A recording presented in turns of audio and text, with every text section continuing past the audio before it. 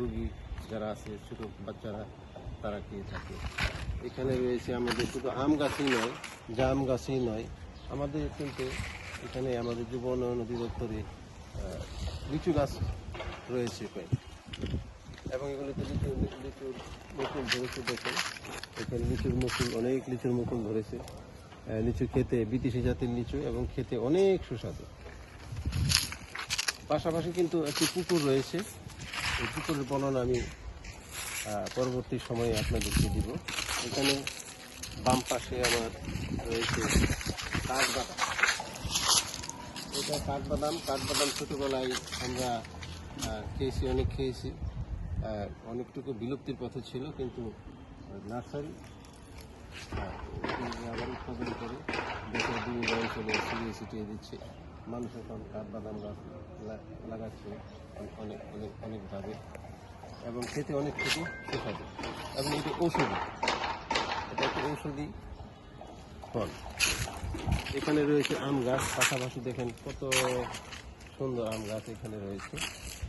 এখানে আম গাছ রয়েছে, আম গাছে নতুন ফাগুন মাস, শীতের শেষে ফাগুনের আগমনে, ঋতুরাজ বসন্তের আগমনে দেখুন ঝরা পাতায় পথ ছেয়ে গেছে, একেবারে পা ফেললে মসমস করতেছে। এরকম শব্দ বনে বাজারে, বিভিন্ন গাছতলায় শীতের সময়ে যে পাতাগুলি থাকে এগুলি ঝরে গেছে শীতের শেষে। এখানে রয়েছে আমাদের আম গাছ। আমি আগেই বলেছি, আমার সামনেও কিন্তু আম গাছ রয়েছে। আমি গত পর্বেও কিন্তু অনেকগুলো আম গাছ আমি দেখিয়েছিলাম আপনাদেরকে। আম গাছের কাছে আসলে এই আম্রমুকুলের মৌ করা গন্ধে যখন চারিদিক আজ মুখরিত, তখন ছোটোবেলায় একটি গান শুনতাম, সেই গানটির কথা মনে পড়ে গেল। তাহলে গানটি একটু গেয়েই নেই খালি গলায়, প্রাকৃতিক পরিবেশে। আপনাদের আশা করি ভালো লাগবে। তোমরা ভুলেই গেছো মল্লিকাদির নাম, তোমরা ভুলেই গেছো মল্লিকাদির নাম। সে এখন ঘুমটা পড়া কাজল বধূ, দূরের কোনো গায়। পথের মাঝে পথ হারালে আর কি পাওয়া যায়। তোমরা ভুলেই গেছো মল্লিকাদের নাম। বৃষ্টি ঝরা পথের ধারে আম কুড়োতে এসে ভেজা হাতে ডাকলো আমায়, বললো ভালোবেসে। এখানে আম কুড়োবার ধুম লেগেছে, ওখানে আম কুড়োবার ধুম লেগেছে। চলো না অন্য কোথাও যাই। পথের মাঝে পথ হারালে আর কি পাওয়া যায়। যেদিন গেছে সেদিন কি আর ফিরিয়ে আনা যায়। তোমরা ভুলেই গেছো মল্লিকাদির নাম। তাহলে অন্যদিকে যাওয়া যাক গানের পাশাপাশি।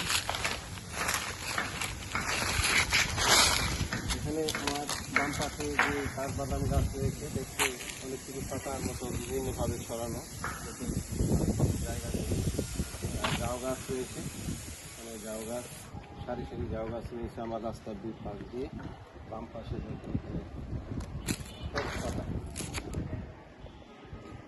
সসপাতা গাছ এখানে লাগিয়েছে। এখানে গাছের যে সসগুলি আমরা পেয়ে থাকি মাংসের সাথে, বিভিন্ন তরকারির সাথে, এখানে ধরেছে। এখানে রয়েছে আমাদের সুন্দর জাতের, উন্নত জাতের লেবু গাছ। লেবু গান অত্যন্ত সুন্দর।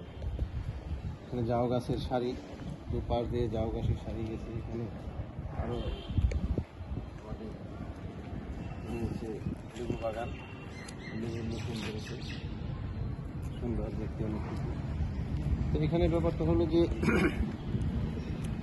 সারা জেলার সমস্ত ডিস্ট্রিক্টের প্রশিক্ষণার্থী যারা আসেন তারা এখানে আসলে আপনাদের মনের মতো খুব সুন্দর একটি প্রাকৃতিক পরিবেশ পাবেন, অনেক সুন্দর পরিবেশ পাবেন। আপনি এখানে আমাদের যে ট্রেনিংগুলি চলে, কোনোটা 3 মাস মেয়াদি, কোনোটা 6 মাস মেয়াদি, কোনোটা 1 মাস মেয়াদি, কোনোটা 3 মাস মেয়াদি, কোনোটা 3 মাস মেয়াদি, বিভিন্ন রকমের ট্রেনিং আমাদের এখানে দেওয়া হয়। সেই বর্ণনা আমি পরে আপনাদেরকে আবার অন্য আরেকদিন দিব। আমি দাঁড়িয়ে আছি এখন বকুল ফুলের গাছের নিচে। বকুল ফুলের গাছের নিচে দাঁড়িয়ে আছি। এই বকুল ফুলের গাছের নিচে বসে বা বকুল ফুল নিয়ে অনেকেই অনেক রকমের গবেষণা করেছেন। অনেক প্রিয় মানুষের নাম বকুল না থাকলেও বকুল দিয়েছেন। অনেকেই বকুল ফুল উপহার দিয়েছেন। বকুল ফুলের মালা গেঁথে একে অন্যকে সৌহার্দ্যপূর্ণ সম্পর্ক বিনিময় করেছেন। অনেক সময় ছোট সময়ে আমরা কিশোর বয়সে আমরা এই বকুল ফুলের গাছের নিচে দুদলে বিভক্ত হয়ে আমরা খেলা খেলতাম। খেলাটি এরকম ছিল যে তোমরা কি ফুল দিচ্ছ দিচ্ছ হে, আমরা বকুল ফুল দিচ্ছি দিচ্ছি হে, তোমরা কি ফুল নিচ্ছ নিচ্ছ হে, আমরা কড়ি ফুল নিচ্ছি নিচ্ছি হে। এরকমের খেলাগুলি ছিল। সেই খেলাগুলি আজকে বাংলাদেশ থেকে হারিয়ে গেছে। মাঠ নেই, মাঠের খুবই অভাব, ছোট ছোট বাচ্চারা খেলার সুযোগ পায় না। তো আশা করি এই বাংলাদেশটাকে আমাদের যুব সমাজ সুন্দরভাবে তাদের মনের মতো করে গড়বে। হয়তো একদিন আমরা এই পৃথিবী ছেড়ে আমরা চলে যাব, নতুন প্রজন্ম আসবে, তারা এগুলি সৌন্দর্য